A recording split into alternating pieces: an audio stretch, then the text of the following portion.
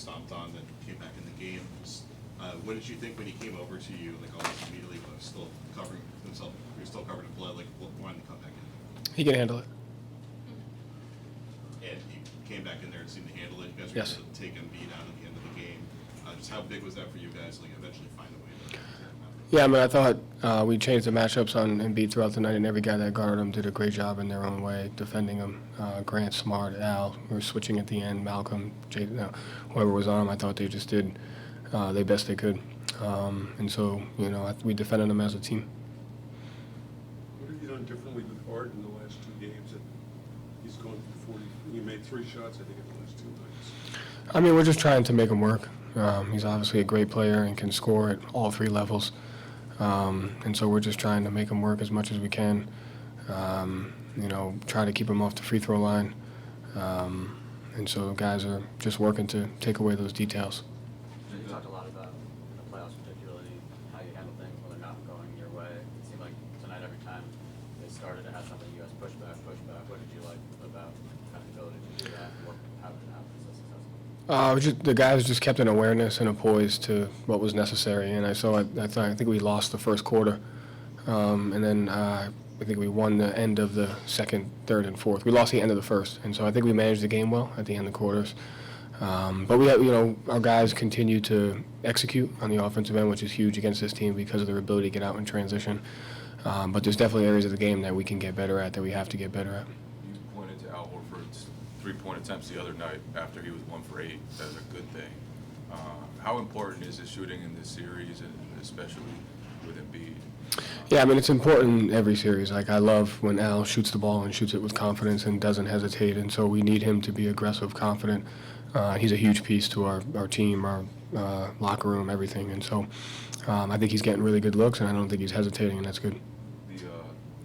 You defended Embiid sometimes with guards, with smaller guys. What are the challenges of that for you guys, and then what are the benefits of it that you've seen over the last couple of years?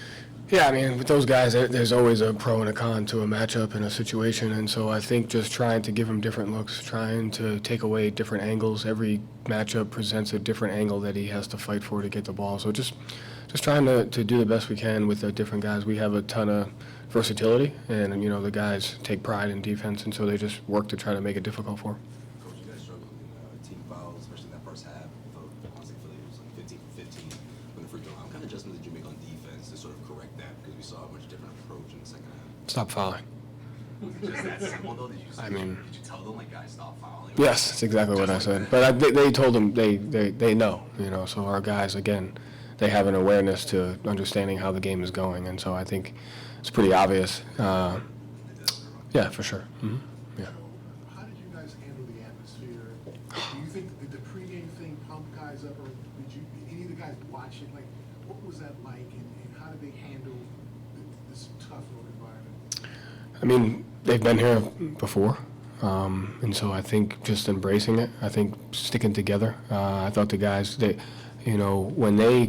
way they communicate in timeouts, the way they communicate to each other after timeouts, the way they communicate to each other during the game is the most important. So those guys have a togetherness and a connectivity, and I think that's how you have to get through it. You got to manage your expectations. You got to know that what you're up against, and so it's not going to go your way, as you guys said. And so understanding that, and then just building an awareness to when it's not, how quickly can we get it back. But it's them. They communicate, they stick together, and they execute.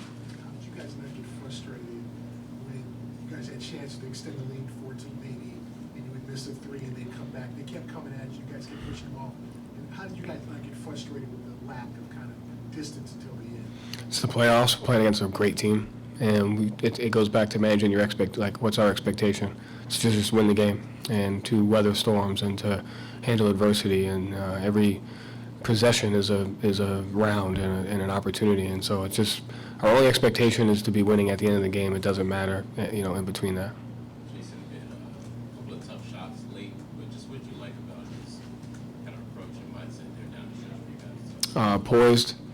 I think the sweep through foul was great, just for his attention to detail in late game situation. But he just had a poise about him, got to his spots and made a play. And that's what this is about, is when you get your team in situations, you got to rely on all the guys to make plays, and each guy made plays.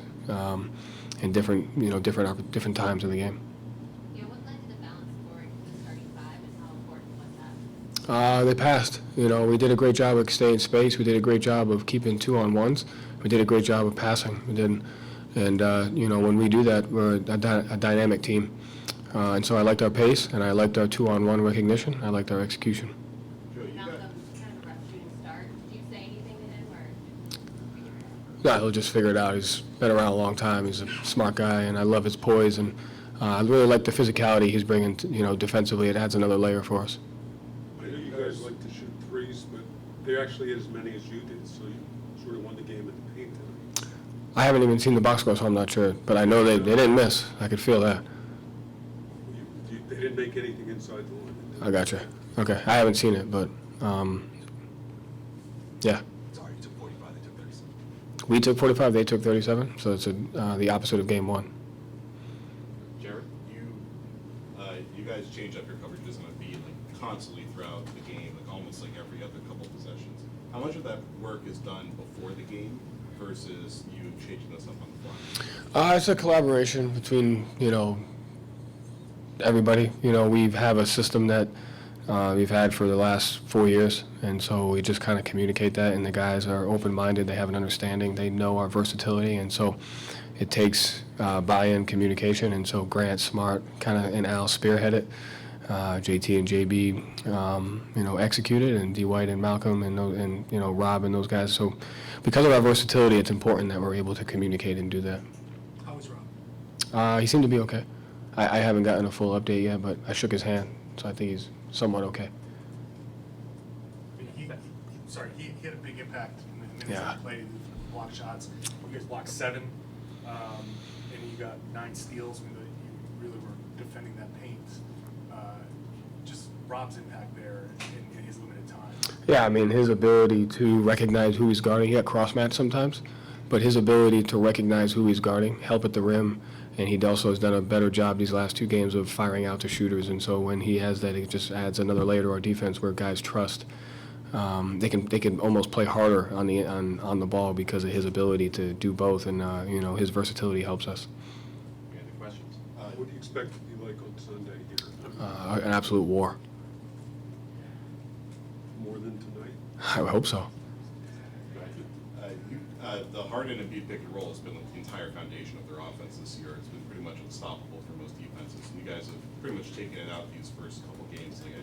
How big of a deal is it? How much pride do you take in being able to take away the main thing that you want to do? Yeah, I mean, I think it's more about just managing, figuring out what their frequency is and where they're scoring the majority of their points from, and how we can navigate those, how we can minimize those. And so because of how talented they are and where they move guys on certain spots on the floor, every possession presents a different challenge for our matchups and our shift activity. And so the guys are doing a really good job of communicating and recognizing that, and then just adjusting accordingly.